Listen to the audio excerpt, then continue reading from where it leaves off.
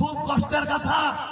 তারেক রহমান 17 বছর পর বাংলাদেশে বসিল, অনেক আশা ছিল। ও সে কইল আই হ্যাভ আ প্ল্যান, আমার একটা পরিকল্পনা আছে। খুব খুশি হলো, কিন্তু কয়েকদিন যাইতে না যাইতে তারেক রহমান যাদেরকে বিএনপির পক্ষ থেকে মনোনয়ন দিছে, খাতা কলমে প্রমাণ হিসাব করেছে, এর মধ্যে 15 জন ওই ঋণ খেলাপি। ঋণ খেলাপি মানে কি? ব্যাংক থেকে লোন নিছে, লোন লেহেলে টাকা মারাই দিছে, আর জীবনও দেয়নি। ওই 15 জন ব্যাংক থেকে যে টাকা মারাই দিছিল, কার টাকা? জনগণের টাকা। কার টাকা? ভয়ঙ্কর কথা। ওই 15 জন মিলে ব্যাংক থেকে জনগণের 6000 কোটি টাকা লুটপাট করছে। আমরা তারেক রহমানের কাছে জানতে চাই, জনাব তারেক রহমান, আপনার পরিকল্পনা কি? যারা এখন এমপি হয় নাই, ক্ষমতায় যায় নাই, তারা যদি ক্ষমতায় যাওয়ার আগে 6000 কোটি টাকা লুটপাট করে, তাদেরকে দিয়ে নির্বাচনের পরে আপনি কত হাজার কোটি টাকা লুটপাট করাতে চান? এই উত্তর আমাদেরকে দেয়া লাগবে। এটা নতুন বাংলাদেশ, কাউকে প্রশ্নের বাইরে রাখা হবে না, কাউকে নতুন করে স্বৈরাচার হতে দেওয়া হবে না।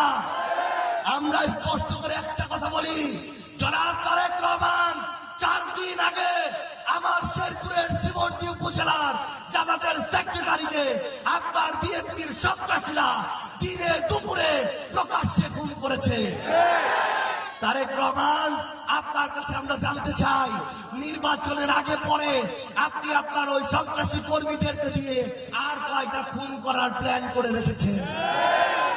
আমরা স্পষ্ট করে একটা কথা বলি, এই বিগত 1.5 বছরে তোমরা তোমার কামড়া কামড়িতে, বিএনপি নিজেদের কামড়া কামড়িতে 200 জনকে মারে ফেলাইছে, নিজেদের কর্মীরা। তারেক রহমান, আপনি আপনাদের ওই নিজেদের কর্মীদের অন্তর্কন্দল থামান, নিজেদের কর্মীদেরকে মারাটা থামান। বাংলাদেশের সকল মানুষকে নিজেদের কর্মী মনে করে এই খুনাখুনি যেটা চালু করেছেন, সেটা আপনার বন্ধ করতে হবে। সংগ্রামী উপস্থিতি, সম্মানিত উপস্থিতি, আমরা আপনাদেরকে কথা দিচ্ছি, ইনশাআল্লাহ আজকে যদি আমার কথাগুলো এখানে বিএনপির কোনো ভাইও শুনে থাকেন, আমরা আপনাকে নিশ্চয়তা দিচ্ছি, ইনশাআল্লাহ আপনি যদি ধানের শীষও ভোট দেন, এই 1 আসনে যদি সাপলাকলিও বিজয়ী হয়, পরের 5 বছর আপনি আমাদের দ্বারা কোনোদিন অন্যায়ের শিকার হবে না, ইনশাআল্লাহ। আমাদের কোন নেতা কর্মী যদি আপনার সাথে একটা খারাপ কথা বলে, খারাপ আচরণ করে, আমরা তার বিরুদ্ধে ব্যবস্থা নিব, ইনশাআল্লাহ। আমরা কামড়া কামড়ির রাজনীতি করতে আসি নাই, প্রতিহিংসার রাজনীতি করতে আসি নাই। আমরা জনগণের জন্য কাজ করতে এসেছি। আমরা মনে করি এই পদগুলো নেতাগিরি করার জায়গা না, এই পদগুলো মহান সৃষ্টিকর্তার পক্ষ থেকে একটা আমানত। আমরা এই আমানত রক্ষা করতে এসেছি। আমরা শাসক হইতে আসি নাই, শোষক হইতে আসি নাই, আমরা জনগণের সেবক হইতে এসেছি। সংগ্রামী জনতা এবং উপস্থিতি, আমরা কথা দিচ্ছি, ইনশাআল্লাহ আমরা এই পঞ্চগড়ের শিক্ষা ব্যবস্থার মানকে, শিক্ষা প্রতিষ্ঠানের মানকে বাংলাদেশের যে কোনো জেলার চেয়ে ভালো করে তুলব, ইনশাআল্লাহ।